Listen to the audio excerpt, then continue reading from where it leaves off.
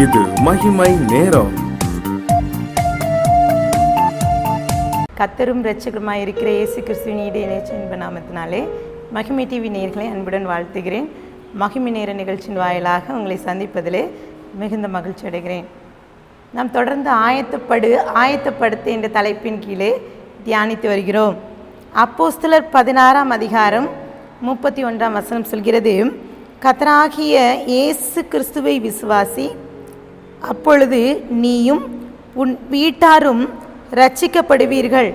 நம்மளுடைய குடும்பங்கள் எப்படி ஆயத்தப்பட்டிருக்கிறது? நம்ம குடும்பத்துக்குள்ளாக நாம் எப்படி நம்ம பிள்ளைகளை, நம்மளுடைய கணவர், நம்ம உறவினர்களை ஆயத்தப்படுத்துகிறோம்?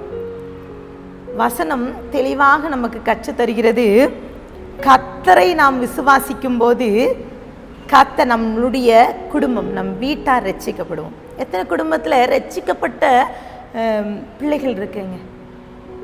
கணவர், ஒருவேளை மனைவி ரட்சிக்கப்பட்டிருப்பாங்க, கணவர் ரட்சிப்பின் அனுபவத்தை பெற்று இருந்திருக்க மாட்டாங்க. சில குடும்பங்களிலே பிள்ளைகள் ரட்சிக்கப்பட்டிருப்பாங்க, பெற்றோர்கள் ஆண்டவரை அறியாத கூட்டங்கள் இருக்கிறது.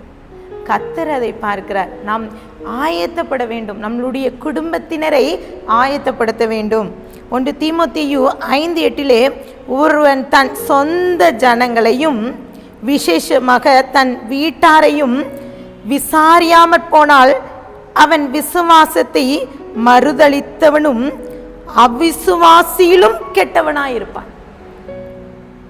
விசுவாசி அவிசுவாசி ஒரு கூட்டம் இருக்கு. அப்போ அந்த கர்த்தரை, இங்கே ஒருவன் சொந்த ஜனத்தை வழி நடத்தாதவன் எப்படிப்பட்டவனா? அவிசுவாசியிலும் கெட்டவன். அப்போ நம்ம எந்த லிஸ்ட்ல இருக்கோம்? அப்போ நம்மளுடைய சொந்த குடும்பத்தை எப்படி வழி நடத்துகிறோம்? யோசித்து பாருங்க. நம்ம எல்லாம் ஃபேமிலியாக ஆலயத்துக்கு வரோமா? நிறைய பேர் பார்த்தீங்கன்னா குடும்பத்தில் கணவர் வருவதில்லை. இல்லை ஒருவேளை வியாபாரம், இல்லை தொழில் நிமித்தம் வெளியூரில் இருக்கலாம், இல்லை ஏதோ ஒரு கட்டுப்பாடு, ஏதோ ஒரு சூழ்நிலைகள் வர முடியாமல் இருக்கலாம், அது வேறு. ஆனால் சில வேளையிலே நாம் ஆலயத்துக்கு கூட குடும்பமாக வருகிறோமா? குடும்ப ஜபம், நம்ம குடும்பங்களில் குடும்ப ஜபம் இருக்கிறதா? நம் பிள்ளைகளை எவ்வாறு வழி நடத்துகிறோம்? நம் பிள்ளைகள் நம்மை கவனித்து பார்க்கிறது.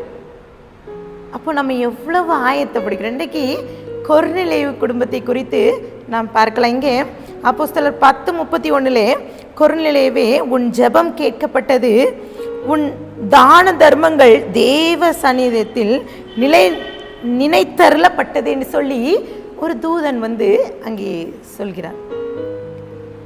நடந்த சம்பவம் என்னன்னா, அங்கே கொர்நேலியு ஜெபிக்கும் போது ஒரு தரிசனம், அவனுக்கு ஒரு காரியம் வெளிப்படுகிறது.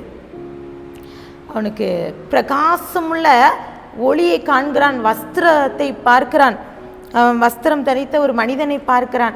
அந்த மனிதன் சொல்கிறான், வேற எதுவும் சொல்ல, யோப்பா பட்டணத்தில் ஒரு மனிதன் இருக்கிறான், அவனை நீ அழைத்து கொண்டு வா. அவன் பேர் என்னன்னா பேதுரு. அவன் மறுபெயர் பேதுரு எனப்பட்ட சீமோன். அவன் தோல் பதனிடுகிற தொழில் செய்கிற சீமோனுடைய வீட்டில் இருக்கிறான். டீட்டெயில் எல்லாம் சொல்லிட்டார். இப்படி ஒரு மனிதனை அழைத்து கொண்டு வா, அவனோடு நான் பேசுகிறேன்னு சொல்லிட்டான். இப்போ அந்த மனிதன் சொல்வதற்கு கீழ்ப்படிந்து இந்த கொர்நேலியு அந்த பேதுரு அழைத்து கொண்டு வருகிறான். பேதுரு வந்து பார்க்கும்போது இங்கே கொர்நேலியு மாத்திரம் இல்லை, அவன் கூட ஒரு கூட்டத்தை அழைத்து கொண்டு வைக்கிறான். இப்போ பேதுருக்கு ஆச்சரியமா இருக்கு. இந்த தரிசனத்தை குறித்த வெளிப்பாடு பேதுருக்கும் கர்த்தர் கொடுக்கிறார். புறஜாதிகளை குறித்த காரியங்களை அவர் வெளிப்படுத்துகிறார். ஒரு தரிசனத்தை, ஒரு சொப்பனத்தை காண்கிற பேதுரு.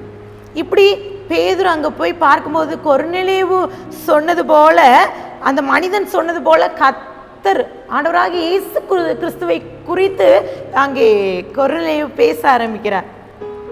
இன்னும் சொல்ல வேண்டும் என்று சொன்னால், அந்த பேதுரு ஆண்டவரோடு இருந்த ஒரு சீஷன் பாருங்க.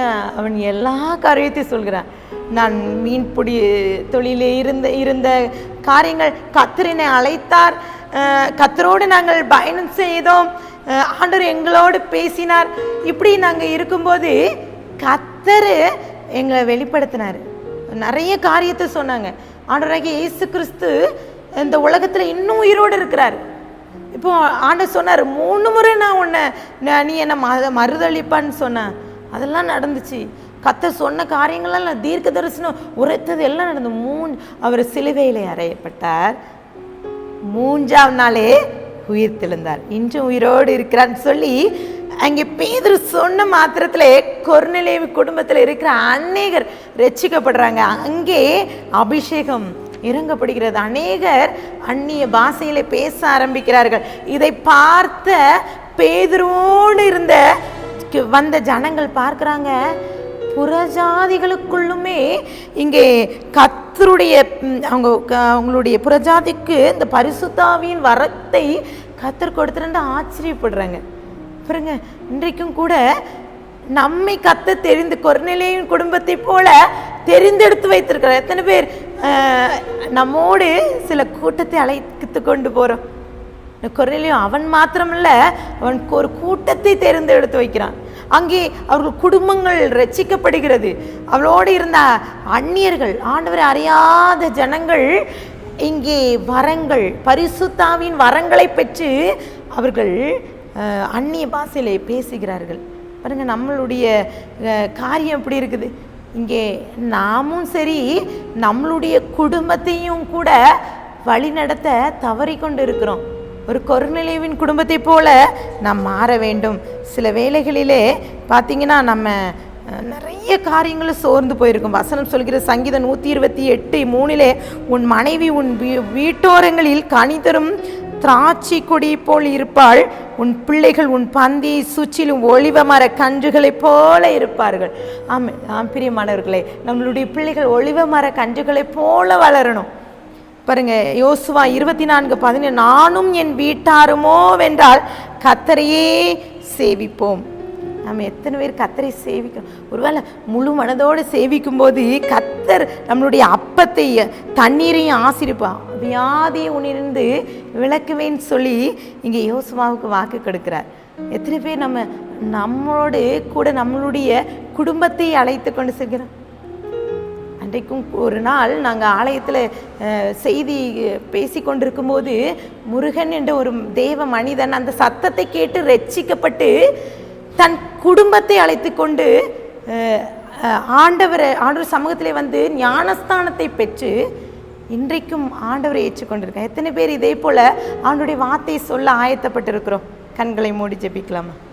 அன்பு பரலோக தகப்பனை ஸ்தோத்திரிக்கிறோம். இந்த வேலையிலும் கூட நாங்கள் எங்கள் குடும்பத்தை எப்படி ஆயத்தப்படுத்துகிறோம் கர்த்தாவே?